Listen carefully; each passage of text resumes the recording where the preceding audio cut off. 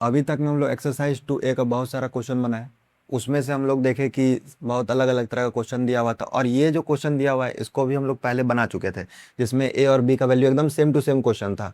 वो अगर चाहो तो देख सकते हो, लेकिन ये वाला एकदम सेम टू सेम ही क्वेश्चन था, ए और बी का बस वैल्यू फाइंड करना था। उसमें क्या था कि बहुत ही लंबा स्टेप करके उसको बनाए थे। तो उसमें क्या था कि आधा से ज़्यादा बच्चा बोल रहा था कि क्या बनाए भैया, कुछ समझ ही नहीं आया, आधा से ज़्यादा दिमाग से ही निकल गया। और आने वाला, क्योंकि वो आगे वाला चैप्टर है ना, linear equation in two variable, तो उसका मतलब क्या बोल सकते हैं, उसके मेथड से उसको बनाया गया था, तो बहुत सारे बच्चों को समझ ही नहीं आया। तो अब देखो बाबू, इसको कैसे तुम मतलब इस चैप्टर के कॉन्सेप्ट के हेल्प से और साथ ही साथ काफ़ी आसान तरीके से इसको कैसे बना सकते हो, तो एकदम ध्यान से देखना और समझना कि कैसे बनाया जा सकता है।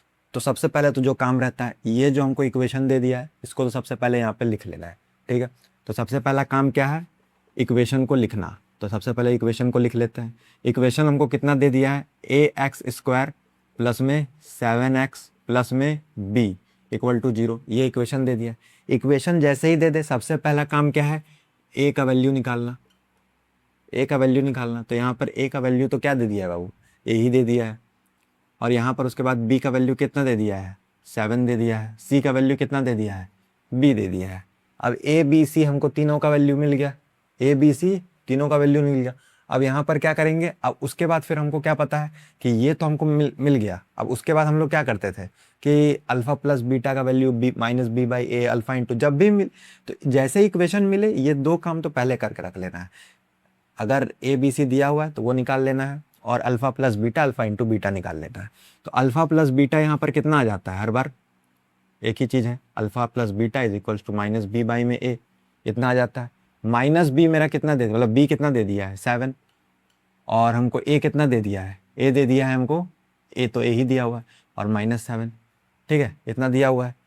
और उसके साथ साथ में अब अल्फा इंटू में बीटा कितना दे दिया है, सी बाई ए, ये कितना आ जाएगा, ये आ जाएगा मेरा बी बाई ए। ठीक है, यानी कि ये अल्फा प्लस में बीटा -7/a, अल्फा इंटू में बीटा b बाई ए। ठीक है, ये हमको दे दिया है। अच्छा, और उसके अलावा क्या दे दिया है, आर द रूट्स, रूट्स दे दिया गया है। रूट्स जो वही एक आता था मेरा, क्या बोल सकते हैं, अल्फा, और एक आता था बीटा, तो उसी तरीके से अल्फा और बीटा हमको दो दे दिया गया है। अच्छा, अल्फा और बीटा दे दिया है, मतलब मेरे पास अल्फा और बीटा का वैल्यू अवेलेबल है। मतलब अल्फा के जगह पे हम लोग वैल्यू लगा सकते हैं और बीटा के जगह पे वैल्यू लगा सकते हैं, और इधर हमको दिया हुआ है वैल्यू, तो मतलब हम इक्वेट करके आंसर फाइंड कर सकते हैं। तो इसको बस यही चीज़ को देखना है कि ये क्या करेंगे, सबसे पहले तो इस वाले को यहाँ पे लिखो। तो इसको जैसे यहाँ पे करेंगे तो क्या हो जाएगा, अल्फा प्लस बीटा का वैल्यू मेरे पास कितना दिया हुआ है, -7 में ए दिया हुआ है। अल्फा के जगह पे 2/3 रख दो, यानी यहाँ से हमको क्या पता है कि ये किस चीज़ को रिप्रेजेंट करता है, अल्फा को, और ये किस चीज़ को रिप्रेजेंट करता है, बीटा को।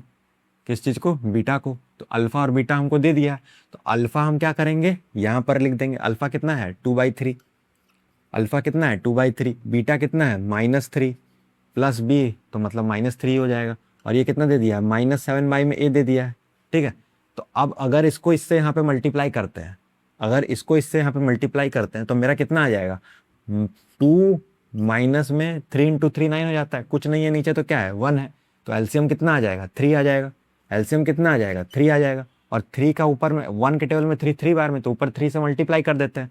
अरे भैया फ्रैक्शन आता है कि नहीं आता है, फ्रैक्शन वाला कॉन्सेप्ट, बेसिक कॉन्सेप्ट जानते हो कि नहीं। तो 3 इंटू 3 9 हो जाएगा, तो 2 बाई में 9 हो गया।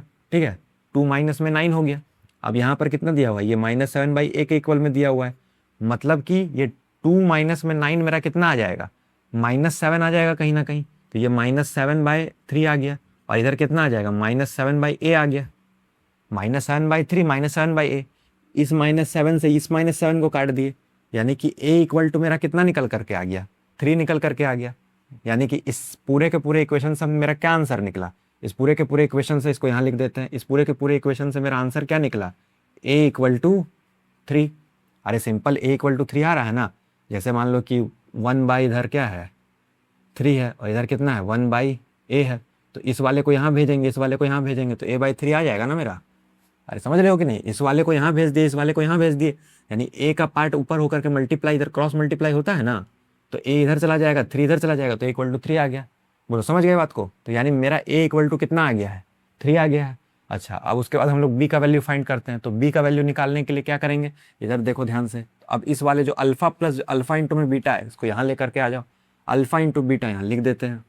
ये किसके इक्वल दिया हुआ है हमको, बी बाई ए के इक्वल में दिया हुआ है। बी बाई ए क्या है, यानी कि ये सी के जगह पे वैल्यू क्या था, बी, और ए के जगह पे ए ही था। अच्छा, अल्फा इंटू में बीटा निकालने के लिए हमको क्या करना पड़ेगा, इन दोनों को मल्टीप्लाई कर देना है। अगर मल्टीप्लाई करना है तो यानी क्या करना पड़ेगा, 2/3 को मल्टीप्लाई कर देंगे -3 से, ये 3 से ये 3 मेरा कट जाएगा, ठीक है, ये 3 से ये 3 कट जाएगा।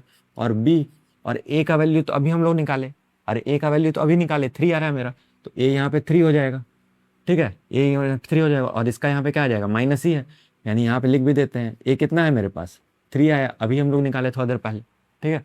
अब क्या करेंगे, ये वापस से वही चीज़ है कि ये कितना हो जाएगा, -2 हो जाएगा, -2 इज इक्वल्स टू b/3। यहाँ जो डिवाइड में है उधर आकर क्या हो जाएगा, मल्टीप्लाई में हो जाएगा। ये जो डिवीजन है ऊपर आकर क्या हो जाएगा, मल्टीप्लिकेशन में। और ये माइनस कैसे आया, ये सवाल पूछो बहुत पिटाई का होगा, ये माइनस कैसे आया नहीं पता है, माइनस यहाँ कट गया तो यहाँ माइनस तो रहेगा ही ना बाबू, तो ये -1 ही रहेगा, तो -1 इंटू 2 तो -2 आ जाएगा। सब सवाल नहीं पूछना। अब उसके बाद यहाँ पे क्या करोगे, इसको यहाँ मल्टीप्लाई कर दो, डिवाइड में नीचे तो ऊपर मल्टीप्लाई, तो ये कितना हो जाएगा, -2 इंटू में 3 इज इक्वल्स टू बी। तो बी इक्वल टू मेरा यहाँ से क्या निकल गया, -6 निकल गया कि नहीं, बी इक्वल टू क्या निकल गया, -6, यानी कि मेरा क्या आ गया, ए इक्वल टू 3 और b is equals to -6, b equal to -6, ठीक है, ये निकल गया मेरा आंसर। तो देखो इतना शॉर्ट हो गया, कुछ इसमें ज़्यादा मेहनत नहीं है। सिंपल क्या करना है, हमेशा बोला गया पहले तो इक्वेशन लिख लेना है, इक्वेशन लिखने के बाद तुरंत जैसे ही इक्वेशन लिखा तुरंत एकदम ए बी सी का वैल्यू निकाल दो। ए बी सी का वैल्यू जैसे ही देख करके निकालना रहता है, तो ए बी सी निकाल दिए। ए बी सी जैसे ही निकाले हो तुरंत एकदम alpha plus beta, alpha into beta निकाल देना। Alpha plus beta 7/a, alpha into beta b/a। अच्छा, इतना दिया हुआ था, तो अब यहाँ पर हम लोग क्या देखें कि अल्फा मेरा 2/3 दे दिया है, बीटा मेरा -3 दे दिया है। जैसे ही ये चीज़ देखे तुरंत दिमाग खुला क्या कि अल्फा और बीटा की जगह वैल्यू पुट करो, अल्फा और बीटा की जगह पे वैल्यू पुट करो। जैसे ही वैल्यू को पुट कर दिए तो मेरा क्या आ गया, -7/a आ गया, और यहाँ पर क्या आ गया, यहाँ पर आ गया मेरा b/a। अब जैसे ही ये दोनों था तो ये दोनों तो मेरा इक्वल था, तो अल्फा प्लस बीटा की जगह पे alpha plus beta, alpha into beta की जगह पे अल्फा इंटू बीटा। जैसे ही इसको सॉल्व किए ए और बी का वैल्यू निकल करके आ गया। तो ये बिल्कुल आसान तरीका है, और इस तरह से बनाओगे तो भी पूरा नंबर है। और इस तरह का सवाल लगभग 2 ही मार्क्स का आता है, 3 मार्क्स का तो नहीं आएगा, 2 मार्क्स का ज़्यादातर आएगा, ठीक है ना। और इसको एक बार ज़रा सा वापस से सॉल्व करके देखना, मतलब कि क्वेश्चन लिखना, वापस इसको पूरा पूरा चेंज करना और इसको सॉल्व करके देखना, बाकी एकदम 100% ये सही है।